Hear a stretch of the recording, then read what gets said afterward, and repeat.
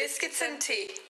Yeah, I've done hallucinogenic drugs before I was a pastor. I haven't done them since. I've done MDMA. That's not considered particularly a hallucinatory drug, but it's more of a party drug, but it does have hallucinatory elements. I've done 2CI. I've tripped on LSD probably 4 times. I've tripped on psilocybin mushrooms multiple times.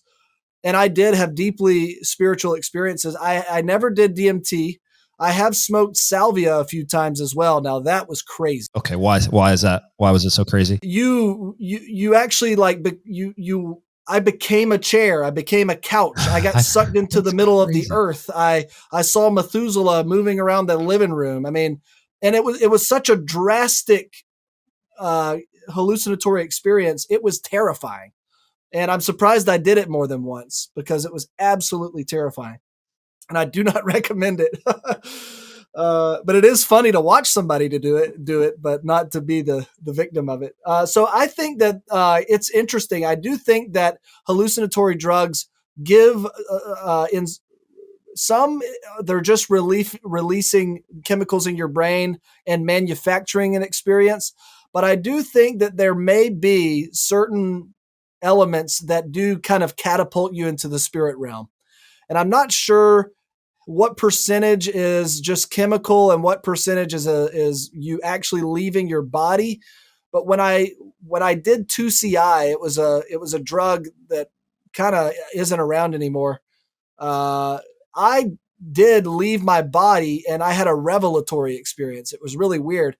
I actually was able to see the future, and I saw that a friend of mine was going to be approached by some former drug dealers we knew, and they were going to try to kill him. It was the strangest thing.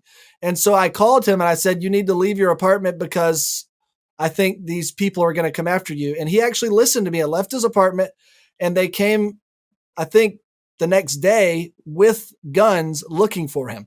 And I literally had no idea except by tripping on 2CI.